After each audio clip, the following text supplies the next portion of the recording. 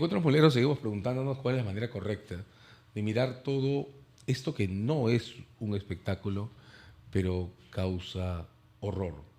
Vamos a seguir hablando sobre lo que significa ser, uso comillas, espectadores de Gaza, esta vez con Sofía Májer. Sofía, ¿cómo estás? ¿Qué tal? Hola, ¿qué tal?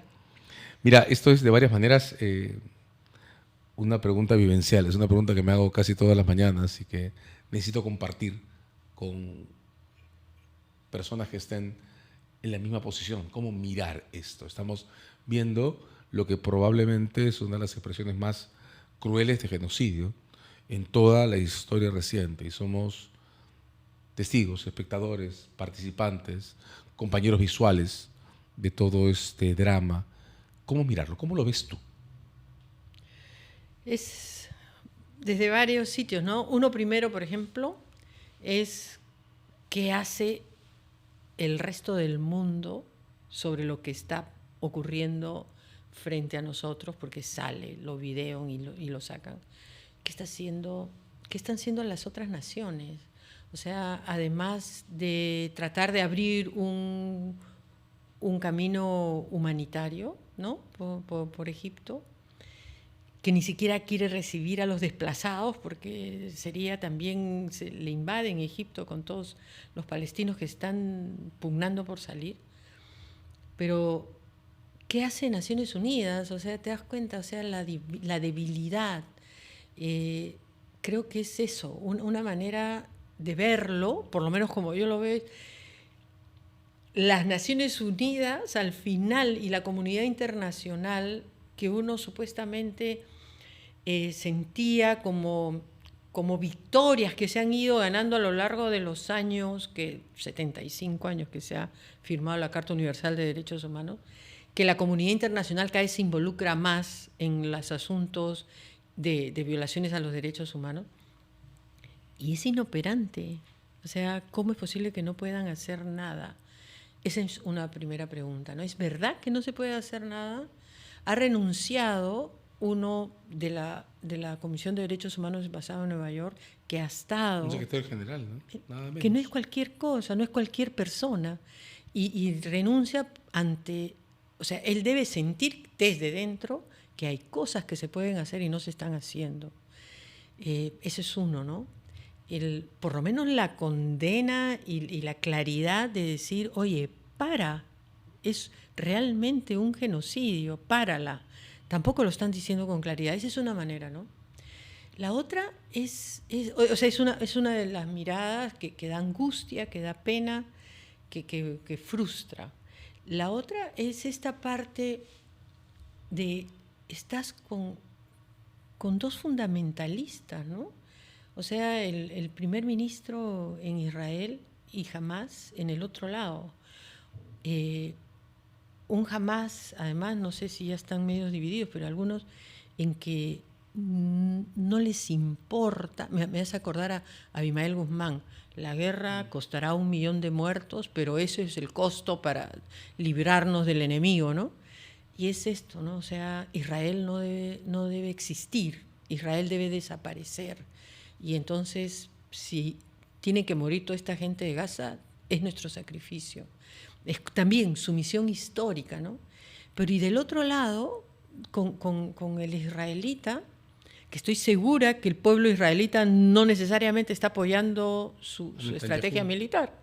Exacto. Es la venganza, ¿no? O sea, te atreviste, pero además tiene 700, o no sé si ya habrán liberado algo, rehenes todavía, que están de su gente, que están de rehenes ahí metidos, que no los liberan tampoco, al contrario, los están matando. Entonces, ¿qué haces con dos partes en que tú ves que no hay una posibilidad, ni siquiera lo ven como con interés o como una salida posible, algún tipo de arreglo, ¿no? Y parar esto. De varias maneras, creo que hay un plano en el que siento que podemos converger en esto. Esta masacre está poniendo en escena lo que significan los discursos extremos llevados a la acción práctica, ¿no? Sí, yo creo que tiene que ver, mira, ¿quién hablaba de esto? La Nussbaum trabaja sobre las emociones, ¿no? y una de ellas es la repugnancia. Y la repugnancia es que tú fabricas, identificas al enemigo, al que le tienes odio o al que le tienes miedo, y hay que eliminarlo. Y entonces no hay otra sino la eliminación para salvarte, y lo aceptas.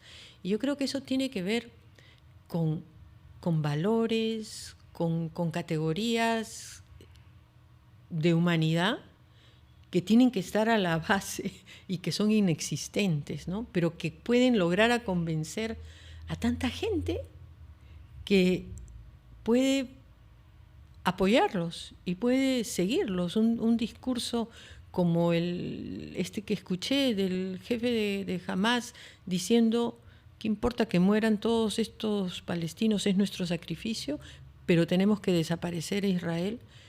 Y del otro lado decir: ¿por qué se metieron con nosotros? Los acabaremos y salgan de aquí porque voy a seguir bombardeando. Entonces es como eso, ¿no? O sea, no podemos estar juntos. O sea, no es posible la vida con ese que yo desprecio, con ese al que me produce repugnancia. Y creo que eso es tremendo. Creo que lo que está a la base de eso es que no hay una reflexión del otro como ser humano. Ni nada que afectivamente pegue, ¿no? Te escuchaba y me ponía a pensar en cuántas veces los discursos de autosacrificio han estado mezclados con la locura de matar. Estaba pensando en la Revolución Cultural China, estaba pensando en Pol Pot, los Khmer Rouge. También hay que decirlo, aunque el nivel sea otro y se haya criticado la comparación, en ese discurso de Guzmán en el diario sobre llevar la muerte en la punta de los dedos. Claro, no firmaban sus cartas de y lo ha sujeción. Confirmado. Y estos discursos del Hamás sobre la pseudomisión histórica del Hamás y la asunción de que la vida humana es un sacrificio por un objetivo teórico, histórico, abstracto. Al otro lado estaba pensando en este discurso sobre la venganza por la provocación, enunciado por un pueblo que fue víctima de un genocidio. Y esa es otra paradoja que me deja desubicado. Claro, intentando, ¿no? O sea, ¿cómo es posible un pueblo que sufrió intentando algún tipo de explicación, un pueblo que sufrió el genocidio de la manera más brutal, como porque visitar los campos, los que eran los campos de concentración, te das cuenta que no hay nada que se le parezca? Es miedo, tal vez. Miedo a que se vuelva a producir lo que vivieron durante el Holocausto. No lo sé. O sea, porque el miedo también te puede hacer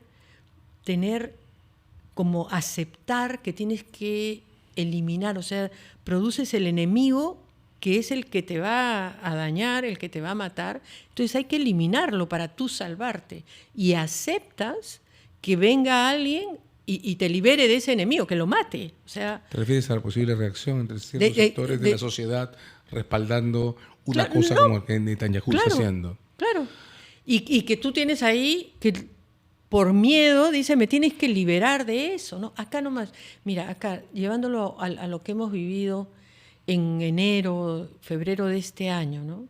Que alguna gente pueda decir, como aceptar la muerte de 70 personas como daños colaterales, pero es que nos estaban salvando porque nos estaban invadiendo. O sea, es miedo, supongo. Agrego otra variable que puede tener influencia sobre el miedo: distancia. Hay una cosa que me impresiona y es la posibilidad de refugiarte ante este horror sintiéndote espectador de una cámara. Eso está allá, está lejos, es imagen, que es más o menos lo que creo que ha pasado en determinados sectores nuestros frente a videos Creo que el más claro sigue siendo el de Santisteban, pero no es el único. Estuve enumerando los de IDL Reportero, de Ojo Público. Hay más de una decena de videos, además del de Santisteban, que a diferentes distancias muestran un oficial de la Fuerza de Seguridad disparando contra una persona que huye, que corre y que no está armada. Pero claro, lo vemos en videos, podemos refugiarnos, uso comillas en el podemos, en la distancia. Ahora vemos cosas como el bombardeo de los hospitales, las reacciones de los padres y las madres recogiendo los cadáveres de los hijos, y nos escondemos en la imagen de ser espectadores de una imagen audiovisual. No estamos abordando mal la proximidad que entre seres humanos deberíamos tener, con una suerte de distancia artificial que nos defiende del horror porque está videograbada. Yo no sé si es que es la distancia que te da el video, ¿no? Que no está directamente. No huele, digamos, no lo tocas. No lo tocas. No sé, yo no. A mí me parece que tiene más como la imposibilidad de darse cuenta, o sea, de ser reflexivo, de analizar lo que estás mirando y poder tener un juicio moral sobre lo que está pasando. Y para eso tienes que tener clarísimo tus valores, ¿no es cierto? Tu ética. Y así lo estés viendo en video, tiene que funcionar. Tiene que activarte algo, Tiene ¿no? que funcionar. Claro, yo conversaba el otro día con una prima y decía, ay, no sé a quién creerle, porque veo videos de los palestinos y veo videos de los israelitas y cada uno es más malo que el otro, acusando al otro. Entonces no sé quién miente. Y creo, te das cuenta, alguna gente está confundida de que cree que eso no puede ser cierto también, que son videos que se están inventando para hacer quedar mal al otro. Pero al final, o sea, si no lo ves en video, las cifras, lo que se está moviendo, la cantidad de niños que están muriendo, lo que estás viendo en las fronteras, hace que todo sea totalmente cierto. O sea, porque puedes cruzar información y lo puedes verificar que eso está pasando ahorita. Pero no hay una... Claro, o sea, no entiendo cómo puede haber esa distancia. ¿Cómo puede haber esa distancia frente a lo que está sucediendo a otros seres humanos, ¿no? Te lanzo otra idea. Hay ratos en los que me da la impresión que es demasiado horror para que lo podamos asimilar. ¿En qué estoy pensando? No vimos, sino que nos contaron, y ya nuestra generación lo leímos, lo que significó el horror de las comunas de París en el 791. No vimos el bombardeo a Barcelona ni el bombardeo a Madrid. No vimos ni la Primera ni la Segunda Guerra Mundial. Nos la han contado. Tampoco vimos a Pol Pot. Y de Sábara y Shatila, o de Argelia, tenemos testimonios escritos. Hace menos tiempo, el bombardeo a Irak nos lo presentaron como una especie de gran acuerdo de las multinacionales de televisión en un video neutralizado y edulcorado. ¿Acaso, Sofía, esta es la primera masacre que vemos en tiempo real a escala mundial? Y quizás no estamos preparados para asumirla. Yo creo que esos son los nuevos tiempos, ¿no? O sea, que lo ves en tiempo real. Y mira, yo he estado en Nicaragua, fui a una misión de la OEA con acuerdo de Ortega para investigar qué había sucedido durante la protesta social. Y era impresionante, una señora que había perdido a su hermano y cuando estábamos conversando con ella dice, mira, no sabía, mi hermano estaba en la marcha y dije, ¿alguien ha visto qué le ha pasado a mi hermano? En Facebook, puso en su Facebook. En los 5 minutos tenía 6 videos de cómo habían asesinado a su hermano. O sea, nosotros cuando estuvimos ahí, estuvimos 6 meses, tuvimos que analizar como 10.000 videos. Pero frente a todo eso que estaba en tiempo real, que lo tenías que lo tenías en el internet, había gente que seguía apoyando a Ortega y a su mujer. O sea, y es tu vecino que lo habían matado. O sea, en una movilización mataron casi 400 personas por movilizarse, por una cosa de leyes, de jubilación. Pero mira, tú te das cuenta, o sea, qué le puede pasar por la cabeza a esa persona que está viendo a su vecino que lo han asesinado y no reacciona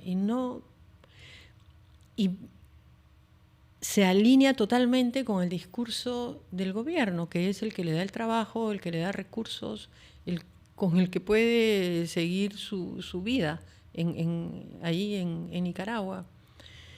No sé si al final, o sea, es horroroso, no sé si al final es una cuestión de educación, ¿no? O sea, cómo te educan desde niño en valores y que puedes juzgar de lo que está sucediendo si algo está pasando que agredes a otra persona.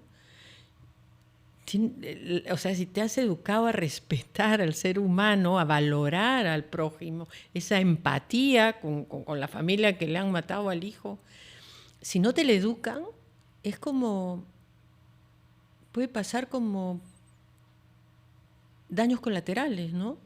Y una insensibilidad que no me toca a mí, y entonces yo sigo con mi vida porque si sigo por este camino me va a ir mejor, o sea, no me incomoda.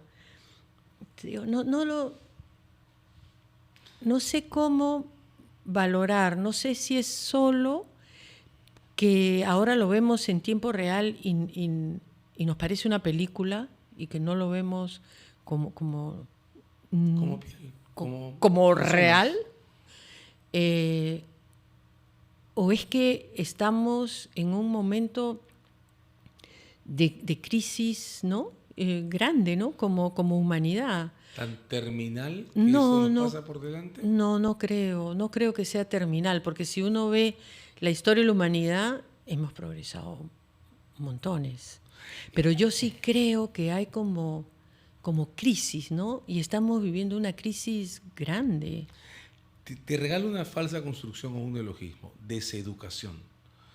Los colaterales que pueden imponer estas imágenes, porque al final del día estamos viendo una masacre impune. Tú lo decías, una masacre que, por ejemplo, Naciones Unidas no puede contener. Uh-huh. El fiscal del Tribunal Penal Internacional, inglés de nacimiento, ya ha estado en la zona y ha empezado una investigación, pero todavía no se ha anunciado un caso en la Corte Penal Internacional que no existía en tiempos del genocidio judío, nazi judío, respecto a lo que está ocurriendo en la Franja de Gaza. De varias maneras, o esto tiene una solución institucional global dura para sancionarlo y reprimirlo, o tiene una solución política dura dentro de Israel para sancionar a los causantes de esta masacre, o vamos a ver acumulado un contenido muy denso como la violencia posible dentro de nuestra sociedad. Mira, esto puede sonar casi circunstancial, pero ayer, estamos grabando esta conversación el jueves, me refiero al miércoles de esta semana, un joven en un bar en Miraflores, frente a una cámara que le filmaba, cogió una pistola, volteó y disparó 5 tiros sobre otra persona que estaba en el mismo bar. Un día antes, un hombre adulto entró a un restaurante, o estaba en el restaurante, no está claro, disparó sobre quien parece haber sido su pareja sentimental y se disparó a sí mismo en un auto. Esta semana, grupos armados en protección, defensa, respaldo, lo que sea, de comerciantes en zonas de Gamarra y el Agustino, han salido a cazar extranjeros.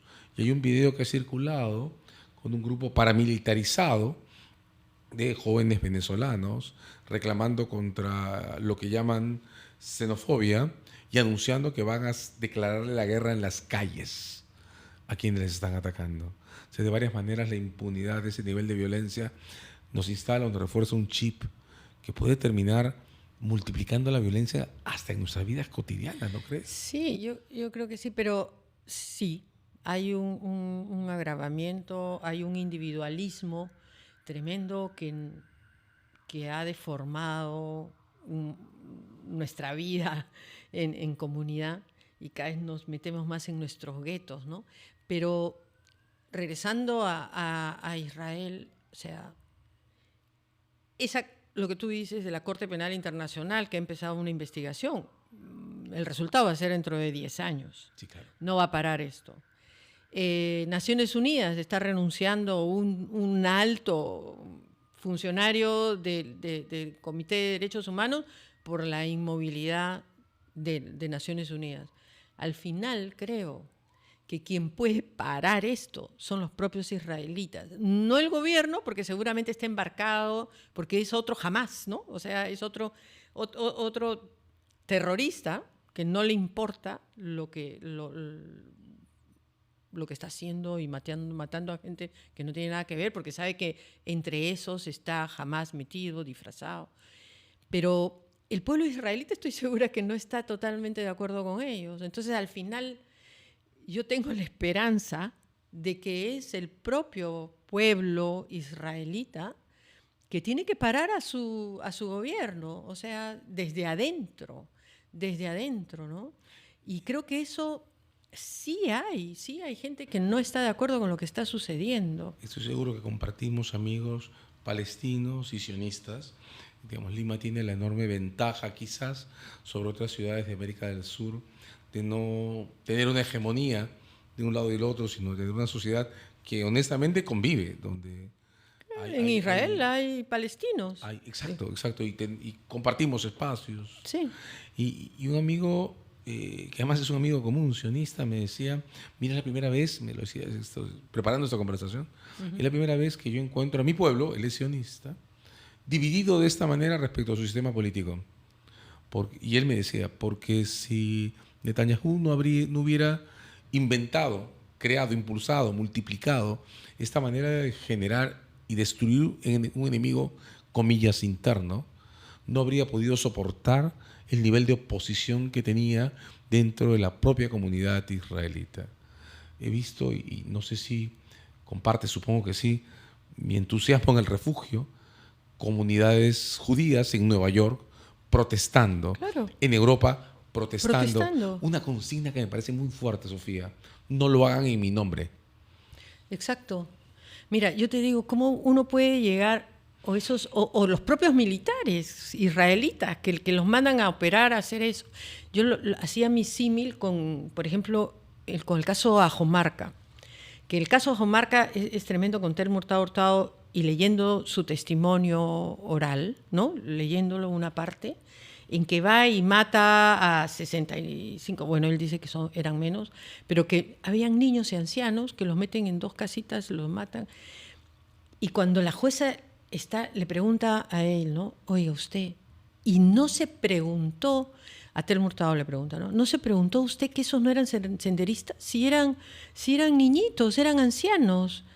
No me lo pregunté, porque mi jefe, el de servicio de inteligencia, ¿no? El G2 que había planificado eso, me dijo que todos los que no eran senderistas ya no estaban. Y todos los que estaban ahí eran senderistas.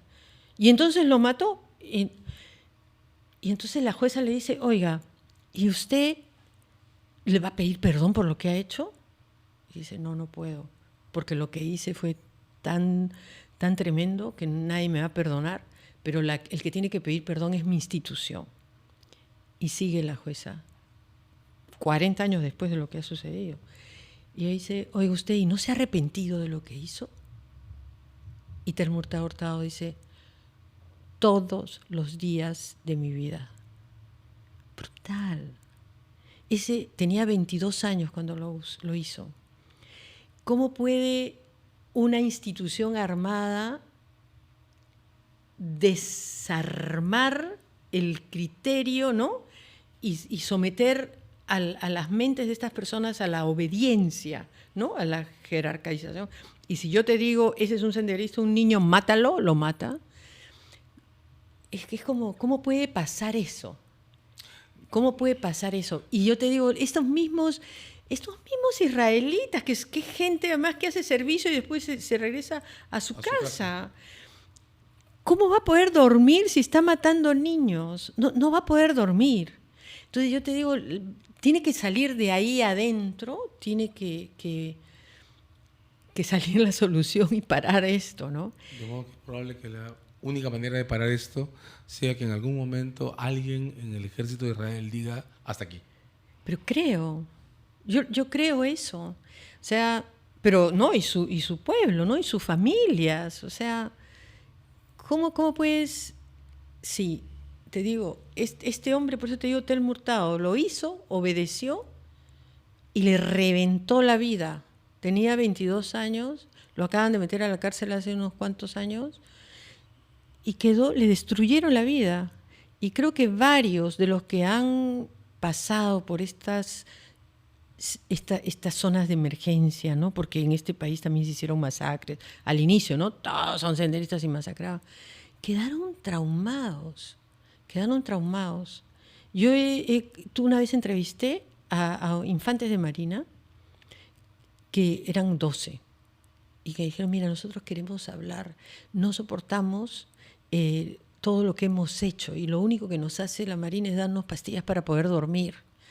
Y lo que nos hicieron hacer es horroroso, no sé por qué lo hice. O sea, al final les revienta la vida, porque al final hay como todavía parte de conciencia del otro, ¿no? De respeto de otro ser humano, y que no te puedes animalizar totalmente. Pero sí, yo creo que tiene que ver, me parece a mí, una gran explicación para mí es el miedo de que los van a volver a invadir, que los van a volver a matar. Se han logrado meter a Israel, ¿no? A pesar de toda la inteligencia y las medidas de seguridad que tienen tan sofisticadas, se han llevado a 750 personas que estaban en una fiesta. Entonces, el próximo puedo ser yo, ¿no? Me tengo que defender. Y el miedo creo que te permite aceptar que estas cosas sucedan, pero en la que solo estás enfocándote a ti mismo, ¿no? Y no que tu miedo no importa si tienes que eliminar al que produce el miedo, ¿no? Hasta que el horror nos pare. Yo espero que esta crisis que estamos viviendo, y la estamos viviendo aquí, la estamos viviendo allá, la estamos viviendo en todas partes, produzca una reacción grande para pararla. Yo creo que somos más los que estamos preocupados, los que todavía tienen humanidad. Creo que somos más, pero no sé si lo que necesita la gente es un líder, ¿no? Que te diga por acá, pero no sé si eso es lo que falta. Con nuestro propio agotamiento moral y detenernos. Pero que no te dé pena cómo matan a los niños. Es demasiado. ¿No? O que te dé pena, pero que lo consideres como inevitable, ¿no? ¿Para qué se metieron conmigo? Entonces, sigue siendo demasiado. Es demasiado. Pero hay que seguir confiando en la humanidad, ¿no? Yo creo que la esperanza es fundamental. Es fundamental, y seguir reflexionándonos y mirándonos, ¿no? O sea, sí, mirándonos sobre cuál es mi responsabilidad frente a eso. Creo que esa es la otra cosa, ¿no? No podemos seguir siendo espectadores, sino tienes que involucrarte. O sea, lo que le pasa al otro, tienes una responsabilidad. Y la responsabilidad, por más que tú no seas una persona que tiene armas y nada, pero tienes voz, tienes un cuerpo, tienes una mente que puede ir y puede protestar y puede alzar su voz, ¿no? Y te aseguro que somos más, Sí. Somos más.